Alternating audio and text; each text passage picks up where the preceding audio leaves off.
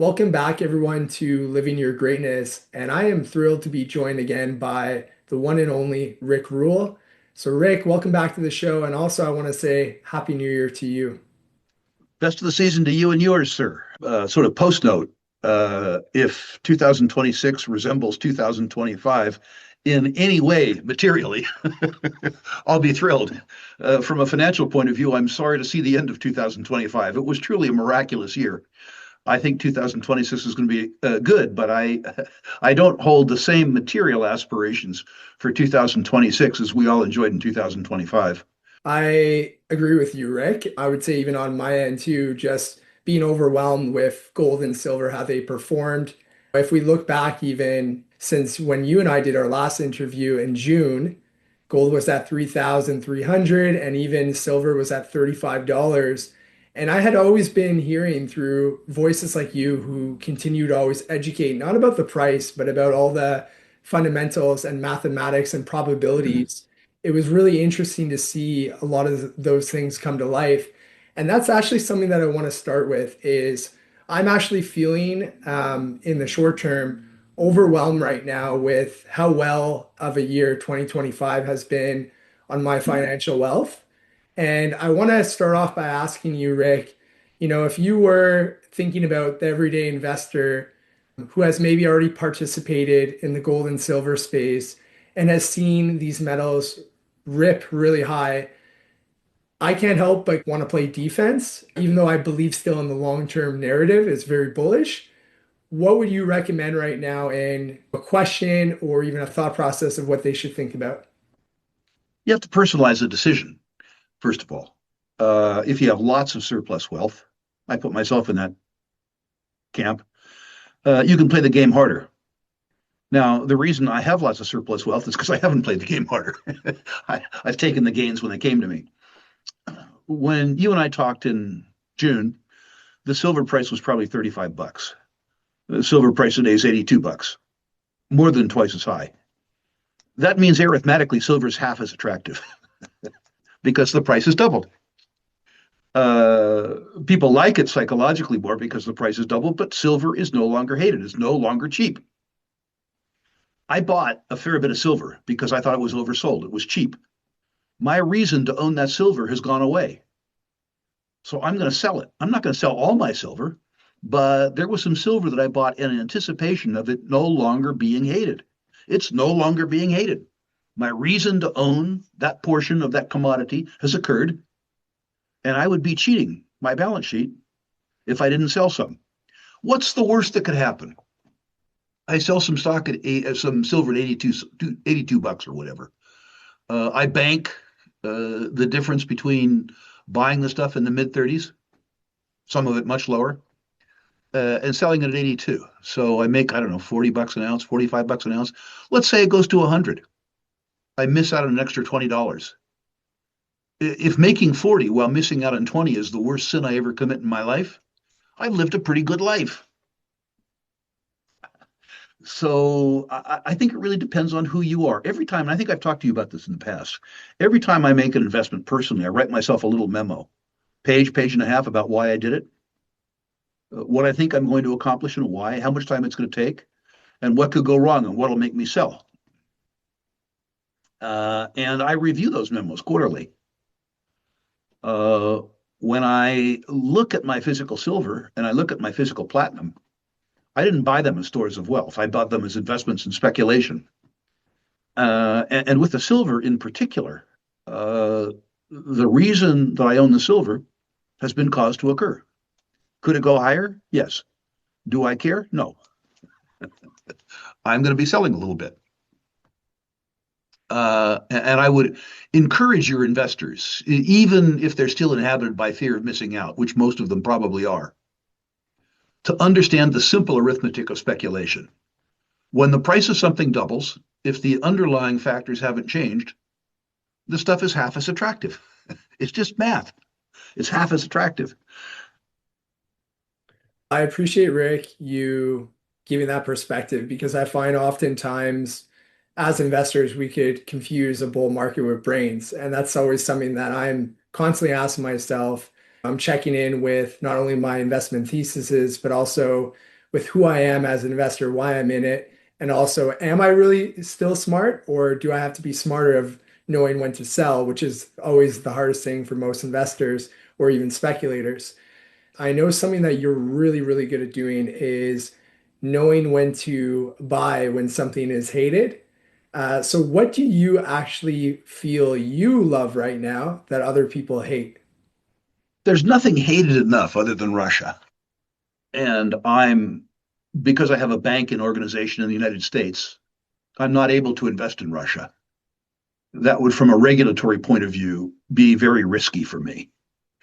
In a free world, I would be investing in Russia, but I don't live in a free world, so I'm not. What's cheap? US small, well run community bank stocks are cheap. Selling at 6 and 7 times earnings, wonderful businesses, selling at discounts to tangible book when they're earning 15, 16, 17% returns on tangible book. This is cheap. Uh, Boring for your listeners. They don't want to hear about $500 million community banks, but I like boredom. I like profitable boredom. Oil and gas are fairly cheap. The oil and gas companies, particularly the better run Canadian ones, are very, very, very cheap. Probably don't get paid for this bet in 2026, 2027. I think you get paid in spades in 2028. If I were a younger investor looking to apply the contrarian strategies, I would certainly be buying, and you have to research hard, the small, well-run U.S. community banks, ones that had regional and market niche focuses. I think you're going to be hard pressed not to get a double or triple over 5 or 6 years and a nice dividend yield while you wait with very little systemic risk. And I would buy the oil stocks and the oil field services stocks with the caveat that I would wait until the news trade around Venezuela has subsided. You know, those things were all up 10% overnight. And we can talk about the idiocy of that later in the interview when we talk about Venezuela. There's a lot of hate around the oil and gas business, not the type of hate that existed around the silver trade, which you and I talked about, or the uranium trade, which you and I talked about 4 or 5 years ago. Not that level of hate, but it's still a nice, healthy level of hate. Can you talk more about the oil and gas business or just in general what you were going to go further in? Well, let's talk about Venezuela first. Yeah. The news trade. The mainstream media, and frankly, a lot of the alternative media, are acting as though the event has occurred, that there was a regime change. That's not what happened. We kidnapped the head thug, the president and his wife. But all the sub thugs in government are still there. The thugs control the military. The thugs control the People's Assembly. The thugs control the Treasury. The thugs control the state government, the local governments. Nothing has changed. Uh, the idea that Venezuela was suddenly liberated, whatever that means, and that regime changes occurred is not true. The fact that there's consensus that the U.S. is going to take over Venezuela's oil industry is only a truism to those people who don't understand Venezuela. It may occur, but it won't occur for months, and it won't be bloodless. So people need to understand that the overnight trade, the news trade, is like all other news trades. It's fraud. You need to think in the long term, not reflexively. The oil business, of course, goes beyond that, and it's partially a narrative trade too.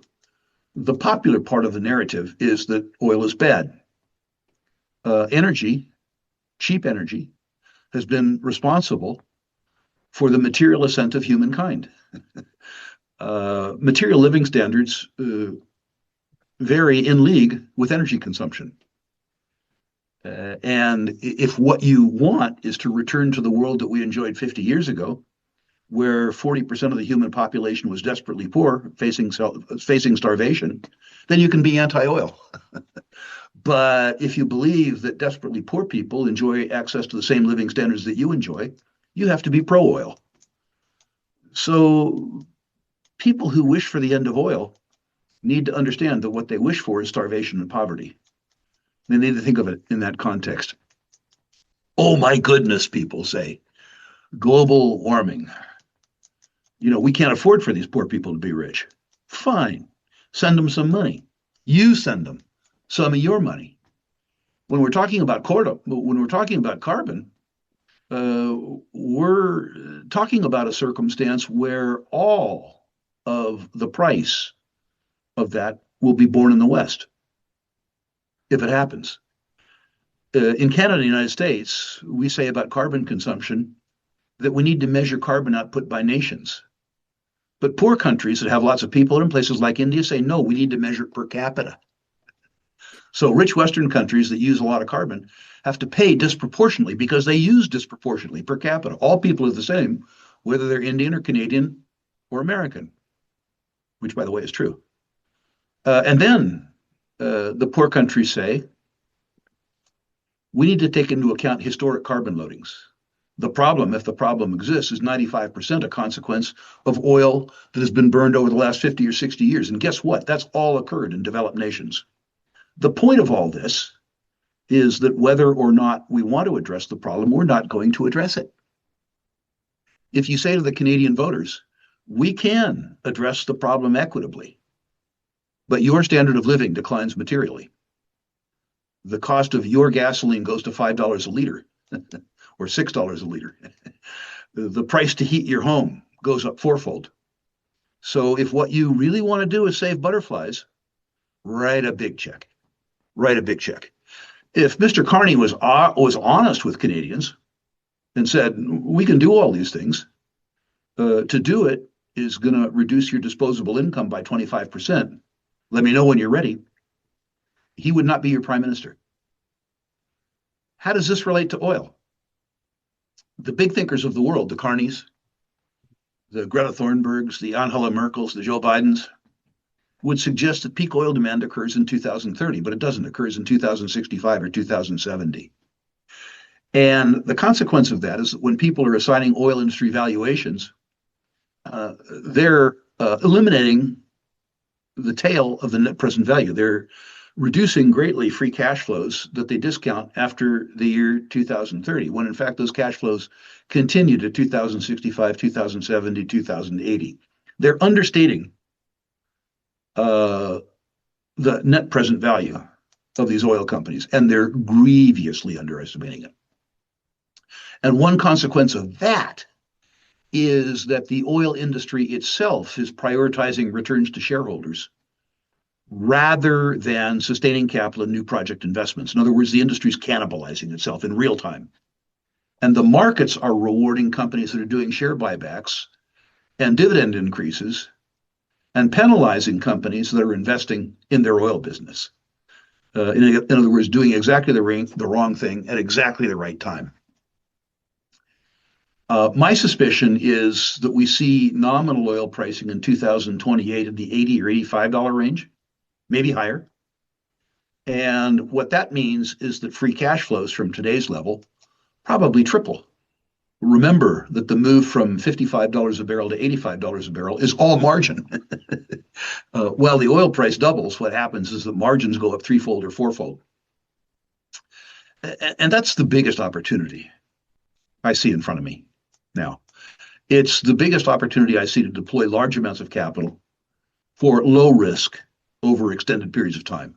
I appreciate that explanation. And oil is now cheaper than silver. We spoke about how silver has had an incredible run in the past year, but this hasn't happened since the 1980s when it was like the same setup. So I'm curious to get your opinion on if there's anything from this that we should care about.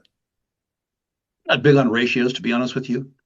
I care more about oil and the gold price because I consider gold to be a monetary asset and silver to be more of a speculative asset. I think that the increase in the silver price, while it's interesting from the point of view of the price of oil, is less relevant. I think silver was stupidly underpriced for a long time. And you and I talked in an earlier interview about the fact that as the precious metals market continues, when the momentum in the market justifies the narrative to generalist investors, not sector investors, and the generalist investor comes down to the precious metal space, that silver begins to outperform gold. Well, that's occurred. I mean, the last 90 days, that's occurred. But I wouldn't read too much into the oil price as a consequence of the escalation in silver prices. I will tell you this, Ben, and I think I've told you this before.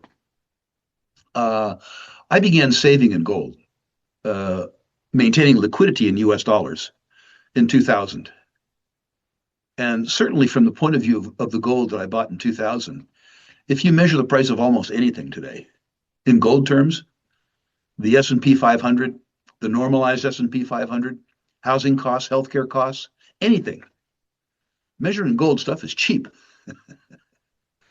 Measured in Canadian dollars, the US stuff is expensive. And the lesson for that is that increasingly people are going to need to save in real money, save in a fashion that can't be debased.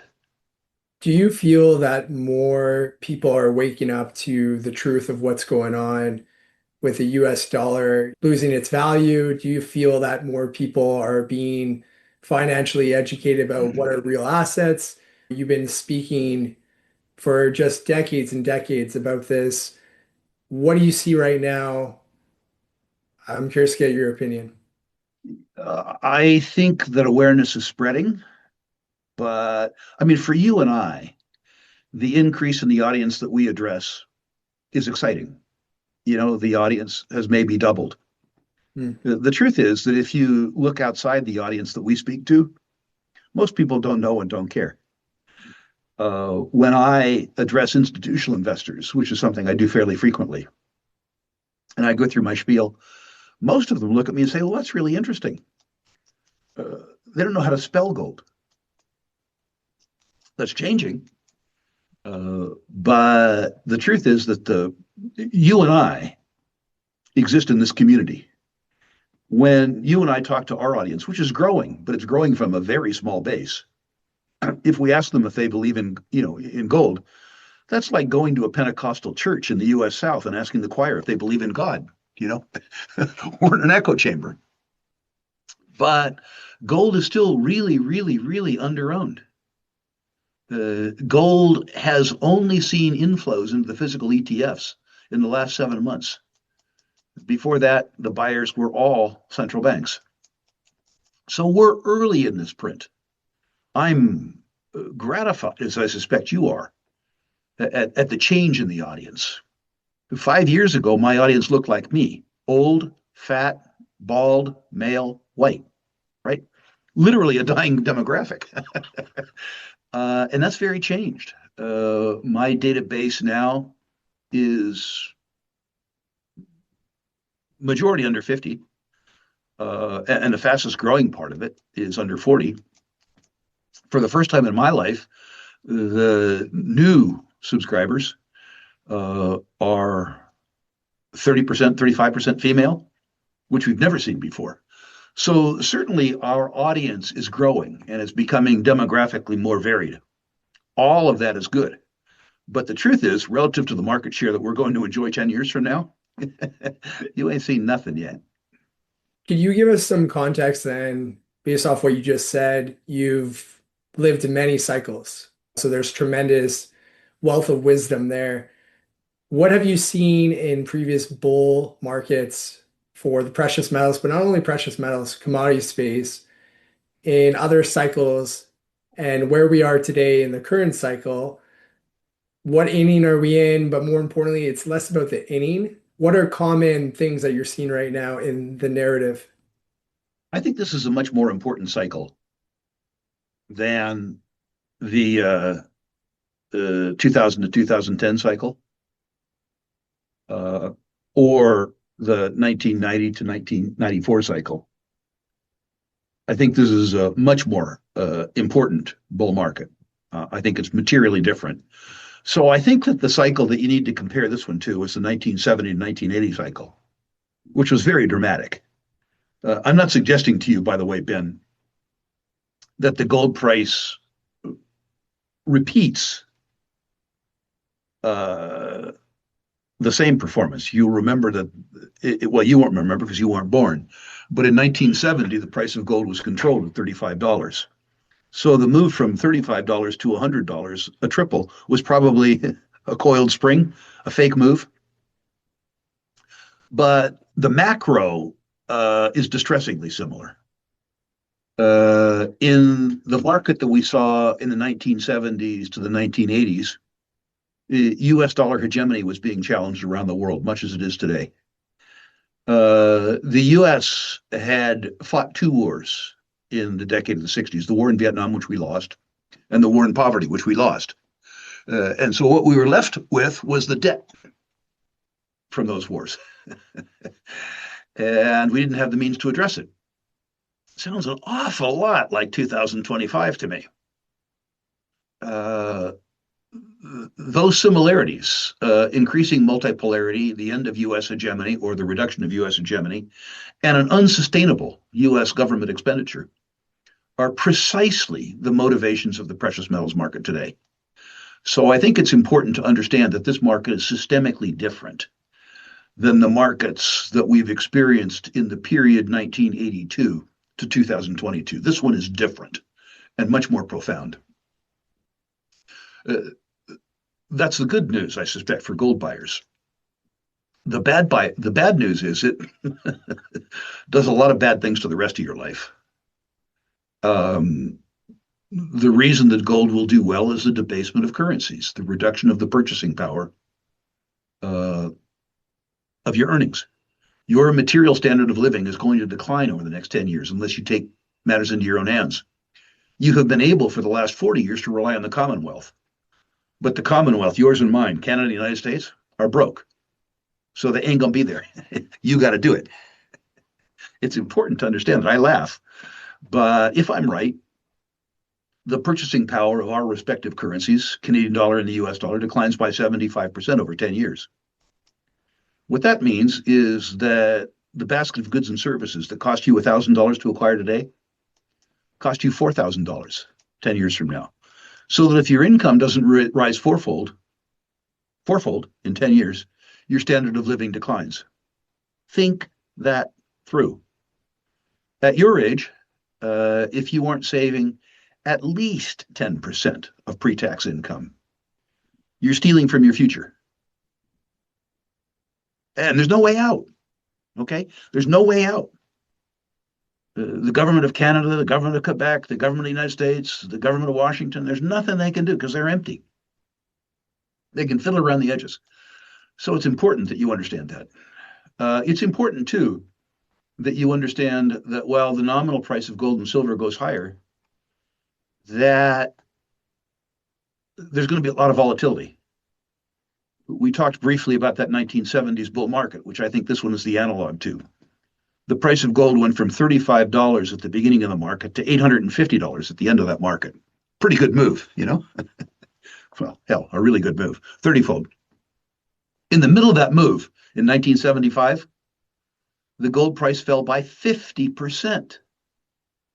So in the early part of the bull market, people saw the gold price go from $35 to $200, and they were ecstatic, right? They drank the Kool-Aid, they had the coffee, they were hardcore gold bugs, right? All in.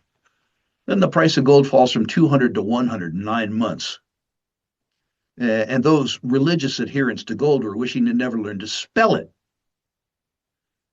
Guys who bought in feverishly at 175 were selling feverishly at 105, locking in $70 losses in 9 months. Getting shaken out meant that they missed a move from the end of 1975 to 1981 in 6 years. They missed a move in gold from $100 an ounce to $850 an ounce. I don't know if in this gold bull market you're going to get to participate in a 50% price decline, but I absolutely guarantee that you'll be able to participate in a 30% price decline. And whether you use that as an opportunity or whether it kicks your ass is entirely up to you. Entirely up to you. I also want to add to it makes me concerned when I see the things that are happening for why gold is going up, war, when we look at geopolitics, debt, inflation, especially even Yep. debt, like 338 trillion globally, which I feel like years ago, even $1 trillion was even hard to understand. So mathematically, even hearing that number is just insanity to me. And I'm even curious to hear right now from you before I even continue. Are there other alarming facts that are even hidden that I don't even know about, that you know about, that we should be more aware about in terms of facts of just things that are really scary?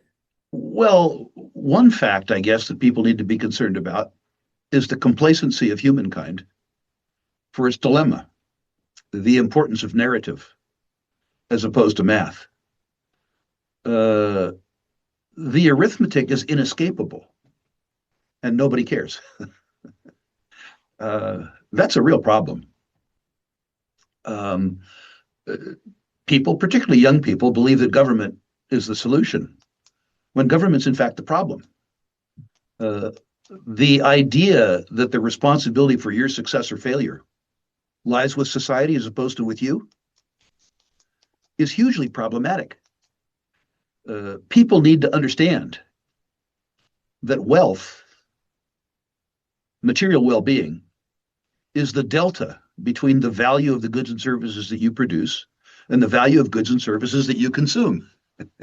And you must generate more wealth for society than you consume in order to have savings, in order to have wealth. Many people believe that their duty is to show up for a job, not to do the job, to show up, to spend some time in some mildly disagreeable task where they accomplish as little as possible and take home their paycheck. And those people are going to be real victims in the next 10 years. Many speculators speculate because they want to live rich, not because they want to be rich. Their idea of a good silver market is one that allows them to buy a Lamborghini. This is hugely problematic um, because the next 10 years are going to be much less benign than the last 10 years. It doesn't mean that people who keep their heads about them, people who use volatility as opposed to being used by volatility, don't do materially extremely well in the next 10 years. Although I don't need to, the next 10 years for me are going to be amazing materially. The dichotomy between what I achieve and what most people achieve is going to present real risks for me because people who didn't achieve the sort of pitchfork masses will look on me with some envy, not understanding the causes in the increase in delta between what they were able to do and what I was able to do. But it's really up to people to do it for themselves. So if you ask me what the risks are that people don't see, it's the attitude of people towards how wealth is created and whose responsibility our material and, for that matter, psychological well-being is. This isn't a dress rehearsal, right? This is the main act. Your life is that. You're not preparing for it. You're in it. You got to get it on. Now, the second part of that is all arithmetic. We've talked about it before, but for those people who didn't hear that interview, I'll give it to you for a second. And I'm going to do US numbers because I live in the US. The private net worth of all Americans is estimated by the IRS, who makes it their business to know, at $167 trillion. That's the top number. T, as you point out, is a big number. It's 12 zeros. That's good news. That's a lot of money. The bad news, however, is overwhelming. The on-balance sheet liabilities of the U.S. government, which is to say the money that we owe to bondholders, is $38 trillion. This is just at the federal level. It doesn't include state and local, doesn't include corporate, doesn't include credit cards. That's just the big guy, right? But much more problematic is hidden from the public. That's the net present value of promises made by the government, by society, to people, largely people like me, old folks. Medicare, Medicaid, Social Security, military pensions, government pensions. You see, Ben, my generation voted ourselves all kinds of cool services and benefits, but we forgot to pay for them. We got the money, and y'all get the bill. And that number, the net present value of unfunded entitlements, not the nominal value, but the net present value discounted, is $120 trillion. So add $120 trillion to $38 trillion. The number you get is $158 trillion in debt right now, just at the federal level, by a nation that has $167 trillion in private net worth. So there's a $9 trillion margin, and it gets worse. I hate to laugh, but it gets worse. Those on-balance sheet liabilities that we talked about, the 38 trillion, they grow by 2 trillion a year. In other words, we use up 2 of the 9 in a year. The off-balance sheet liabilities that we talked about, these aren't my numbers. These are the Congressional Budget Office's numbers, increase by 2 trillion a year. So now that $9 trillion is reduced by 4, which means that the surplus, not including our future earnings, whatever they may be, the surplus, the $9 trillion surplus, gets used up in 3 years. The big thinkers, Bernie Sanders, AOC, your guy, the circus guy, Carney, they say tax the billionaires. Well, I can answer that one too. The aggregate net worth of American billionaires, according to the IRS, is $6.2 trillion. If rather than increase their taxes, you stole all their money, you would deal with a year and a half's worth of deficit without touching the debt. In other words, saying envy is good politics, but it's poor math. There's only one way. No, that's not true. There's 2 ways out of this circumstance. One, we could be honest. We could do what the Argentines did and default. We could say to the bondholders, too bad, so sad. We understand we owe you, but we're not going to pay. Strong letter to follow. And we could say to the old guys like me, yeah, I understand that you paid into Social Security for 60 years. So what? There's no money. You're not getting your check. That would be an honest default. But we don't do that. We vote. We favor free beer and a free lunch to honesty. So what we're going to do is we're going to honor the nominal value of these obligations, and we're going to inflate away the net present value. We're going to reduce the purchasing power of the currency units that we issue over the next 10 years by 75%. We're going to reduce the real value of $150 trillion in liabilities down to 37 or 38 or $40 trillion. That's what we're going to do. And the impact of that means that unless you increase your nominal earnings fourfold, your standard of living declines, guaranteed. I appreciate that explanation, Rick. And curious to ask you, you gave 2 solutions, but I also see a problem, and I'm actually starting to speak more about it as a fellow Canadian. I'm seeing that the government is always focused on socialism rather than capitalism. And I feel when I speak to the average person about the word capitalism, I feel there's always a misunderstanding of what it really is. And I would like to ask you if you could explain the difference of both of these words and explain your opinion on it, but describe it almost like if you were talking to a 5-year-old. Well, first of all, I would say that I've never experienced capitalism, really. Capitalism is a circumstance where the economy is controlled in voluntary exchanges. In other words, I have to provide goods and services to other people in free competition for anybody.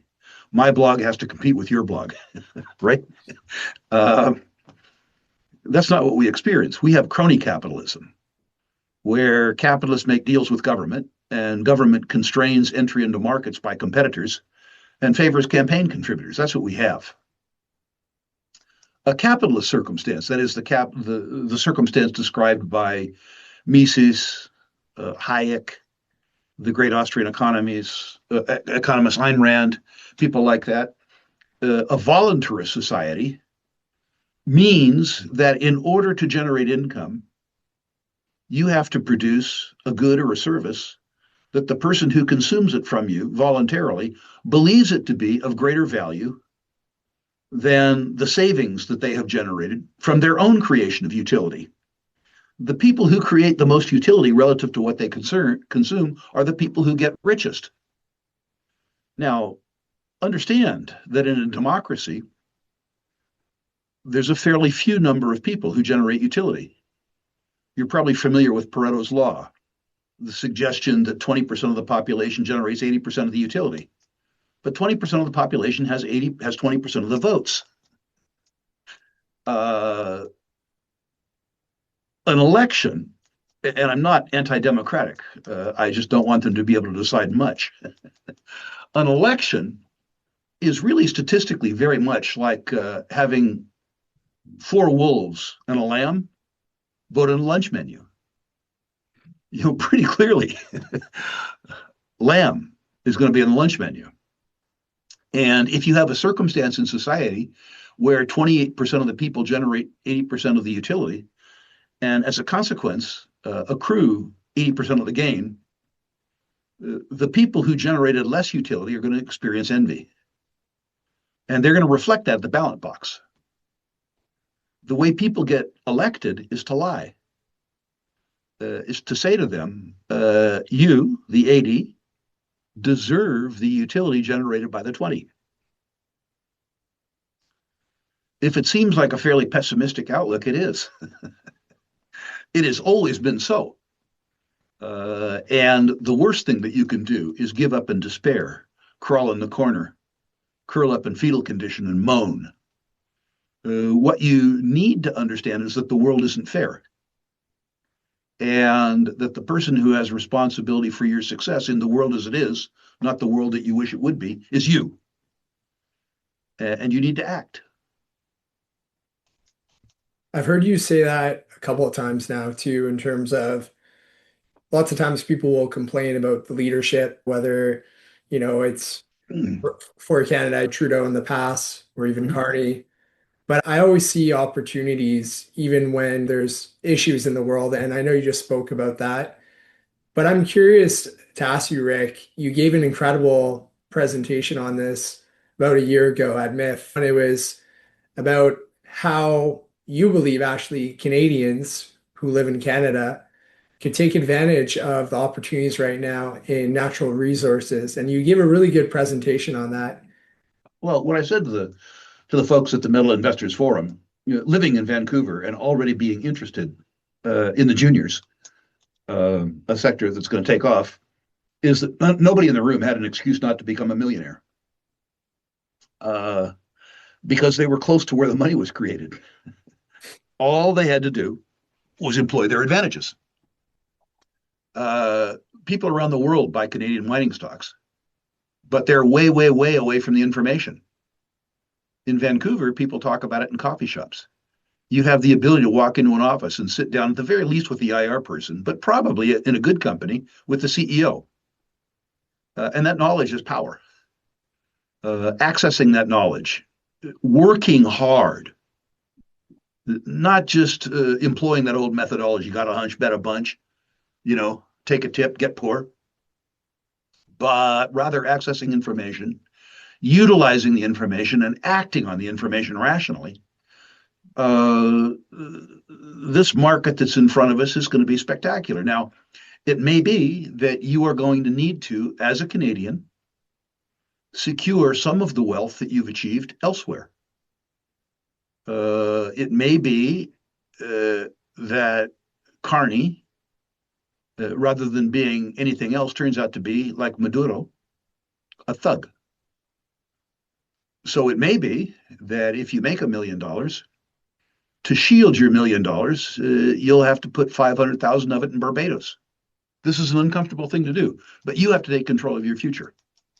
You may know I emigrated to Canada in 1970. And my first years in Canada, Canada treated me extraordinarily well. I mean, fictionally well. I decided to go in the resource business. This was one of the reasons that I relocated to Canada. The gold price went from $35 to $800.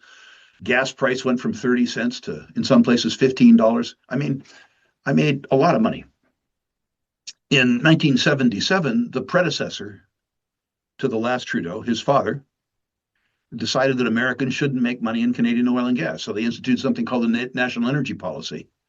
And they taxed me at 35% more than they tax Canadians.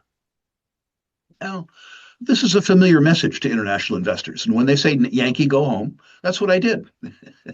I didn't like it. I had a wonderful life in Vancouver. I had lots of friends there. But the truth is, the circumstance on the ground changed. So I had to leave. I maintained a business presence in Canada, but I understood that the political reality in Canada was hostile to me, preferentially hostile to me. I was literally discriminated against because of my nationality. So I left. But over time, I kept investing in Canada. I kept my friends in Canada, all that kind of stuff. Uh, well, I sold my residence in Canada, but then in 1990 something, I bought another residence in Canada. I opened an office in Vancouver. And again, I had a wonderful time. Vancouver is a spectacular city, drop dead gorgeous, wonderful restaurants, people of all hues, all ages, a fantastic place. And I loved my house in Vancouver. I loved my lifestyle. I walked to work. I could walk to 150 restaurants. It was a block away from that MIF, thing. So, I started my car to go to Costco once every 2 weeks or to go hiking up in Pemberton, a wonderful lifestyle. And then the taxpayers in Vancouver and British Columbia decided they didn't want me again.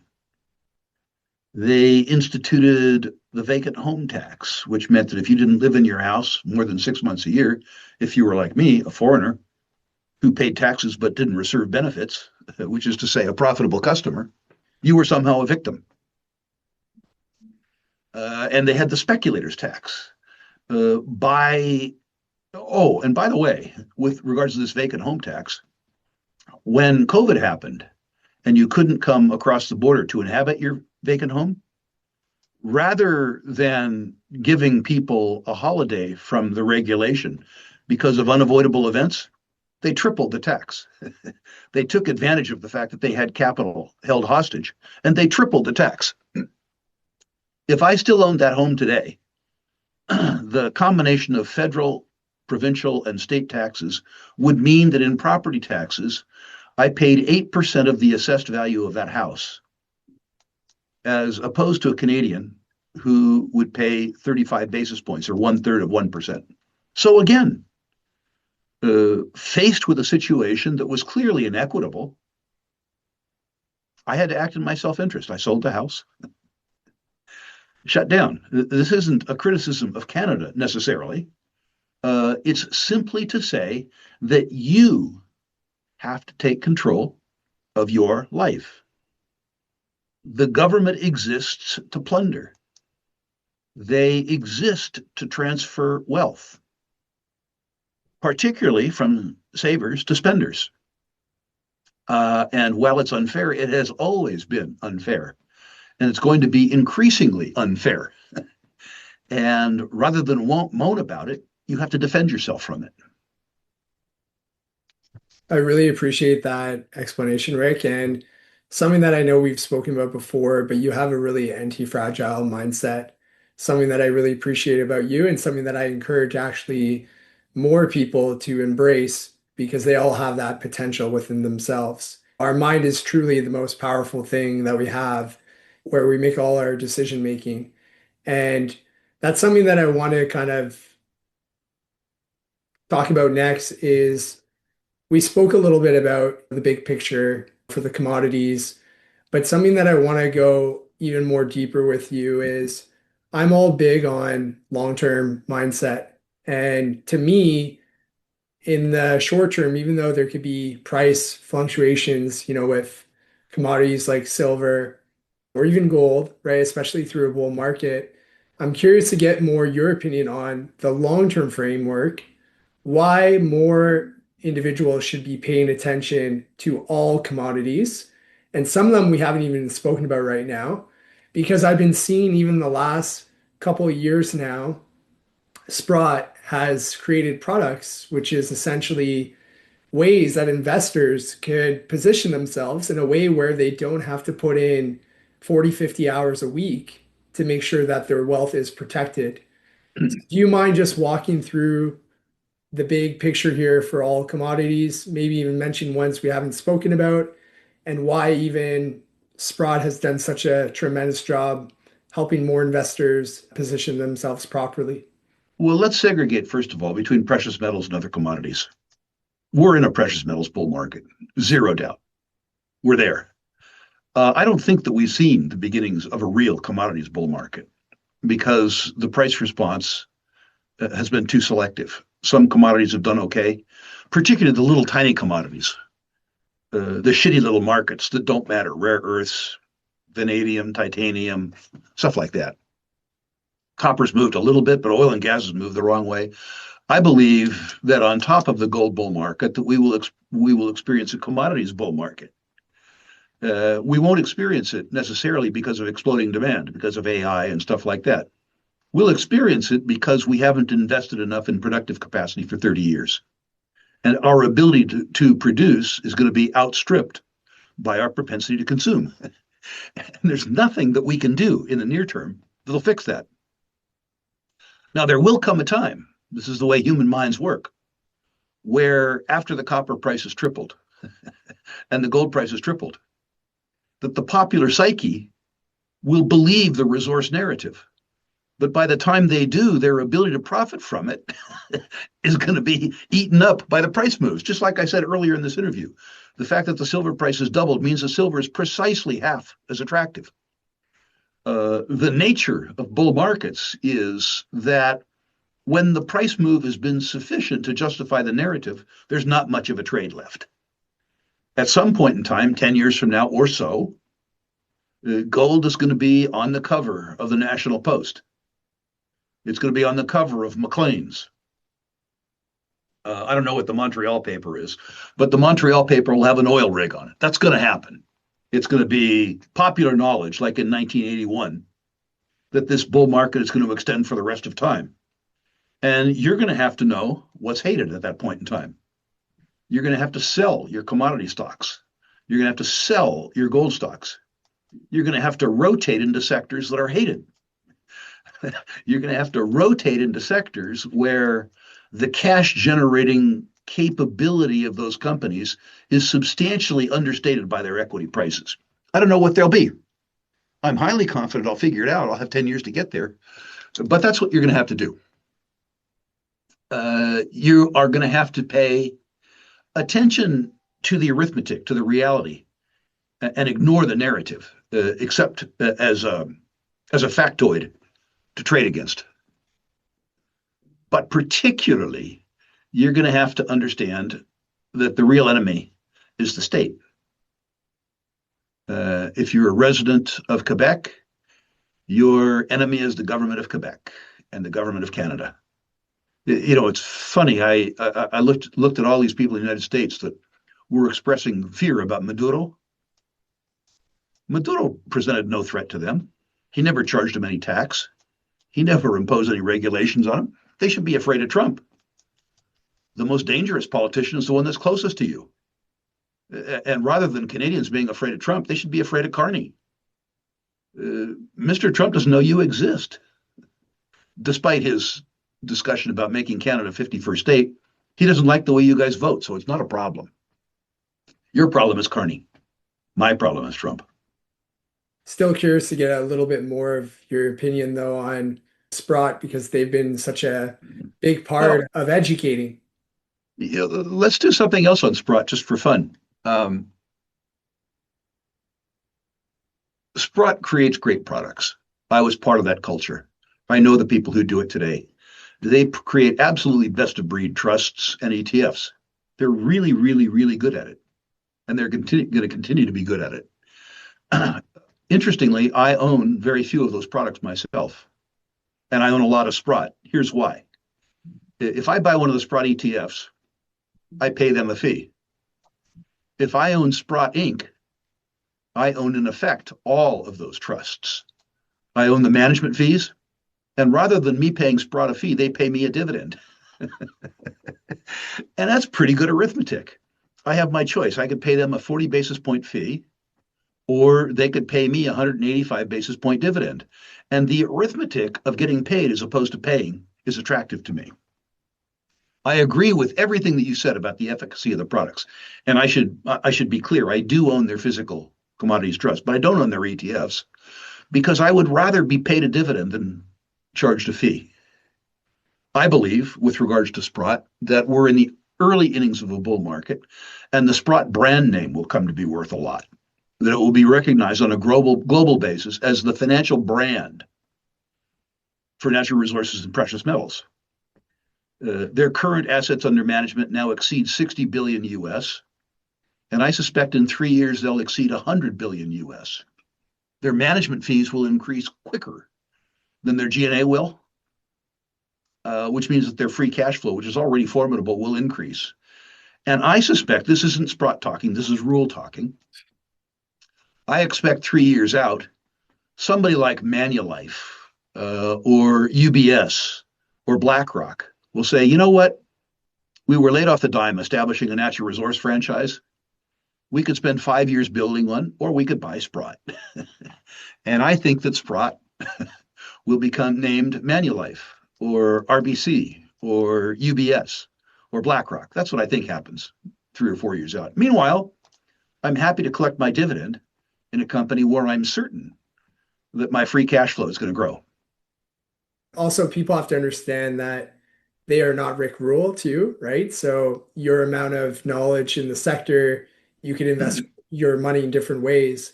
And something I want to go from there is Eric Sprott is someone that I know you know dearly. You've spoken Yep. about on my show before. And I think it's always good to remember from giants like that wisdom that is very powerful to share. You mentioned earlier in this interview, knowledge is power. So, is there one lesson that you want to share from Eric Sprott that you think every investor needs to hear about right now? That's dangerous because Eric Sprott is a genius and he's emotionally mature. And most of us are neither geniuses nor emotionally mature. When I first got to know Eric, and he was asking me about my technique, I said, in a market where the upsides are as dramatic as they are in resources, I try to protect my downside and let the upside take care of itself. And he started laughing. He said, that's funny. I'm exactly the opposite. I strive for upside, knowing that my winners will amortize my losers. Eric is absolutely willing to experience an 85% loss, hoping for a 500% or 1,000% gain. And because he's a billionaire, he's able to do that. Most people don't have any excess psychological capacity and don't have very much spare savings. So trying to emulate Eric Sprott, where you aren't willing to work as hard as him, where you're not as smart as him, and where your psychological and financial capabilities of sustaining losses aren't as extraordinary as him, need to be very careful. I watched Eric have a 125% up year on a large capital base. Truly spectacular performance. I don't know how much money he made in 2025, but I gotta tell you, it must have been a formidable number. But I've also seen Eric's portfolios decline by 75% in 1 year. And people need to juxtapose the downside to the upside. And they need to ask themselves if they have the fortitude and if they're willing to work as hard as Eric's worked in order to emulate that success. Most people, I would suggest, should invest before they speculate because they have a life, they have a job, they can't afford to work 60 hours a week, 65 hours a week on investments like Eric did for years and years and years. Most people don't have the financial wherewithal to experience a 75% drawdown. And if they do, they don't have the psychological wherewithal. So most people need to invest for beta before they speculate for alpha. Eric is all about alpha. One thing that I hope that people do, those few that achieve some measure of the success that Eric's enjoyed, is that they become as philanthropic as Eric has become. Eric isn't one who believes that the Canadian government should do things for people. He believes that he should. And he finds causes that he believes in, and he writes his own check and raises checks from others, including myself. And I would suggest that that's the greatest source of joy in Eric's life, greater even than making money in speculative markets, which he certainly enjoys. And so if people are going to take away something from Eric, it would be hard work, persistence and tenacity, and generosity. I appreciate you sharing with us about who Eric is, but also for investors to remember that doesn't mean that's who they are, really clarifying those differences. And Rick, I can't help but, we're talking about people that have had impact on your circle of competence. And I know we've spoken about him before, but Peter Cundill. And I Yep. was actually rereading his book over the winter break. Right, There's always something to do. right, And I kind of want to take the time here. I think this goes to even with mindset, always being open to opportunities and being right. anti-fragile. Is there anything that you want to share, whether it's related to Peter Cundill or that book, that you feel holds great value for investors listening right now? Well, first of all, to acknowledge my debt to Peter. He was the seminal investor in my life. I need to acknowledge now that he was at once harder working and smarter than me. Peter was a slave for work. That doesn't mean he didn't have fun, but he lived it. Peter, when he was skiing, he was investing in his mind, right? Uh, and when he says there's always something to do, Peter could invest in auto parts manufacturers in Japan with the same facility that he employed investing in timberland in Newfoundland. I didn't have, and I don't have, his flexibility or his intellect. And so some of the lessons that I learned from Peter aren't applicable to me because I didn't have the range of skill sets that Peter had. But I learned that. I learned to be self honest. It took me into my 30s in order to learn that. But I learned that there were parts of Peter's techniques which were very applicable to what I do. Bottoms up, securities analysis, financial analysis. There were parts of his technique, which is to say, the intellectual capability to intellectually look at very different businesses through the same prism that I don't have. And so, what I've decided is that rather than there's always something to do, I employ the Buffett strategy, which is to say there's always a time to do nothing. uh, Buffett suggests that he made his money more by sitting than by thinking. And you'll notice now that as he hands off power in Berkshire Hathaway from himself to Greg Abel, he's staying on as chairman, by the way.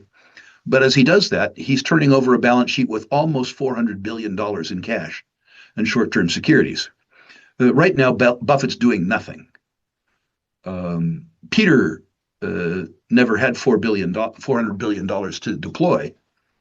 But Peter believed that you tried to stay deployed in hated sectors. Peter was particularly adherent to something called the net net. A net net is a company where if you add all liabilities on the balance sheet and the market capitalization, that's the enterprise value, that the company's current inventories, cash and working capital, exceeded the sum of all of their liabilities and their market capitalization.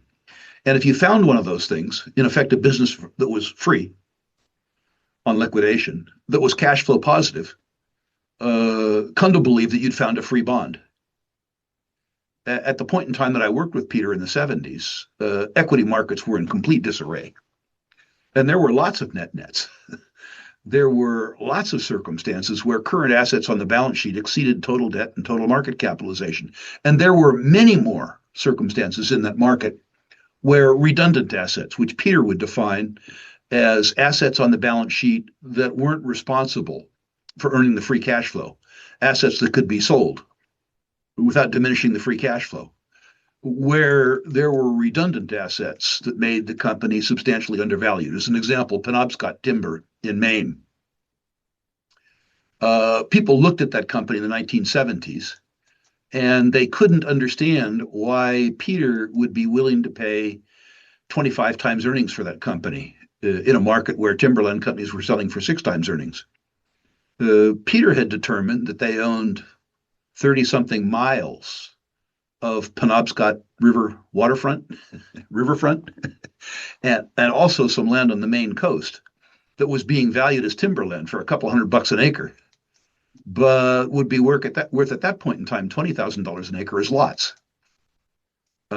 He saw uh, redundant assets on the balance sheet.